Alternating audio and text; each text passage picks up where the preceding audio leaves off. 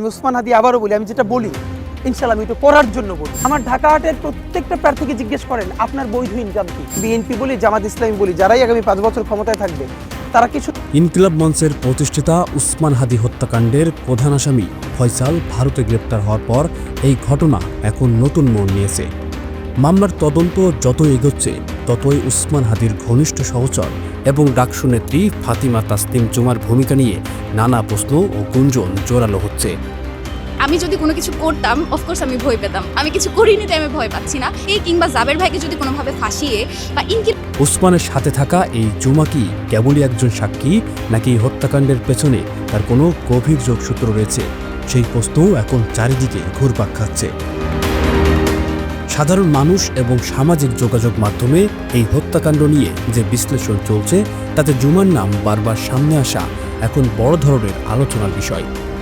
তদন্তের স্বার্থে জুমার ভূমিকা বিশ্লেষণ করা জরুরি হয়ে পড়েছে, কারণ উসমান হাদির সাথে তার 1.5 বছরের দীর্ঘ কাজের সম্পর্ক ছিল। তারা দুজন মিলে ইনকিলাব কালচারাল সেন্টার গড়ে তুলেছিলেন এবং রাজপথে অনেক আন্দোলনে একসাথে সক্রিয় ছিলেন। ওসমানের মতো একজন গুরুত্বপূর্ণ নেতার হত্যার দিনে এবং তার আগে জুমার সাথে ওসমানের যোগাযোগ কেমন ছিল তা এখন গোয়েন্দার নজরদারিতে রাখা উচিত। হত্যাকাণ্ডের আগের কয়েকদিন ওসমান ও জুমার মধ্যে বেশ কয়েকবার বড় ধরনের বাকবিতণ্ডা হয়েছিল বলে স্থানীয় সূত্রগুলো নিশ্চিত করেছে। জুমার ফোন কল রেকর্ড এবং সাম্প্রতিক মেসেজগুলো বিশ্লেষণ করলে দেখা যেতে পারে তিনি কার কার সাথে নিয়মিত যোগাযোগ রাখতেন। এই যোগাযোগ যদি ওসমানের কোনো প্রতিপক্ষের সাথে হয়ে থাকে তবে জুমার সংশ্লিষ্টতা আর নিছক গুজব হিসেবেই থাকবে না। এলাকার মানুষের দাবি অনুযায়ী ঘটনার ঠিক আগে উসমানের প্রতিটি মুভমেন্ট বা চলাফেরা সম্পর্কে জুমা আগে থেকেই জানতেন। কোনো প্রভাবশালী পক্ষ যদি উসমানকে সরাতে চেয়ে থাকে তবে তারা জুমার মতো বিশ্বস্ত কাউকে ব্যবহার করার সম্ভাবনা সবচেয়ে বেশি।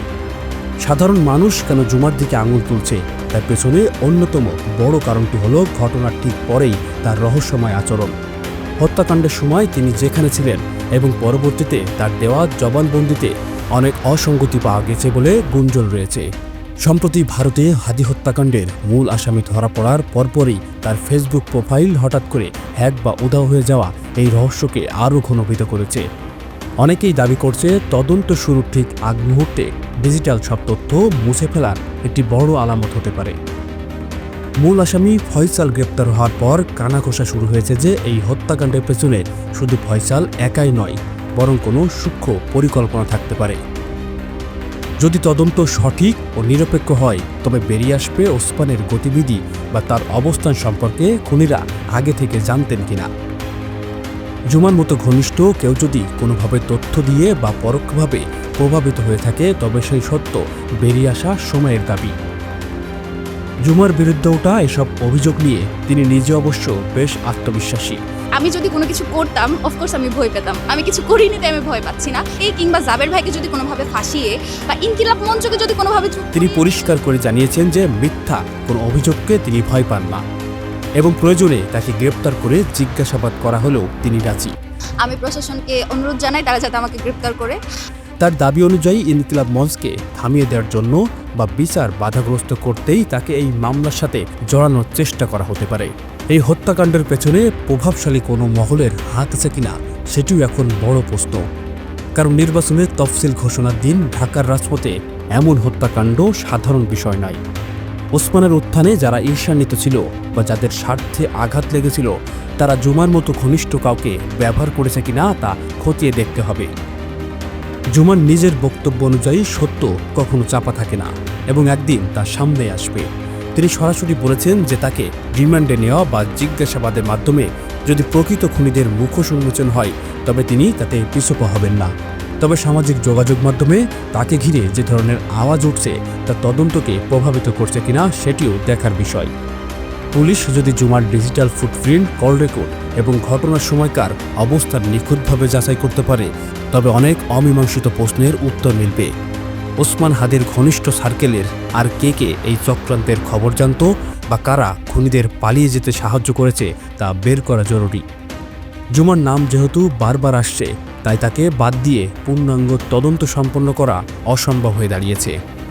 এই মামলাটি এখন কেবল একটি হত্যাকাণ্ড নয়, বরং রাজনৈতিকভাবে অত্যন্ত সংবেদনশীল হয়ে উঠেছে। জুমার সমর্থকরা মনে করছেন এটি তাকে ফাঁসানোর চেষ্টা। অন্যদিকে সমালোচকরা মনে করছেন জুমার নীরবতা বা কোনো বিশেষ ভূমিকা ওসমানের মৃত্যু ত্বরান্বিত করেছে। তদন্তে যদি জুমার সংশ্লিষ্টতা পাওয়া যায় তবে সেটি হবে এক বিশাল বিস্ফোরণ। আর যদি তিনি নির্দোষ হন তবে এই গুঞ্জন থামানো প্রয়োজন। ইনকিলাব মঞ্চের ভবিষ্যৎ এবং ওসমান হাদী হত্যার বিচার এখন একই সুতে গাঁথা। জুমার মতো প্রভাবশালী নেত্রীরা যদি কোনোভাবে এই বিচারে বাধা হয়ে দাঁড়ায় বা তথ্য গোপন করে তবে তা পুরো প্রক্রিয়াকে কলঙ্কিত করবে। ওসমানের পরিবারের পক্ষ থেকেও দাবি উঠেছে যে কোনো প্রভাবশালী পক্ষ যেন তদন্তে হস্তক্ষেপ করতে না পারে এবং প্রকৃত দোষীরা যেন আড়ালেই রয়ে না যায়।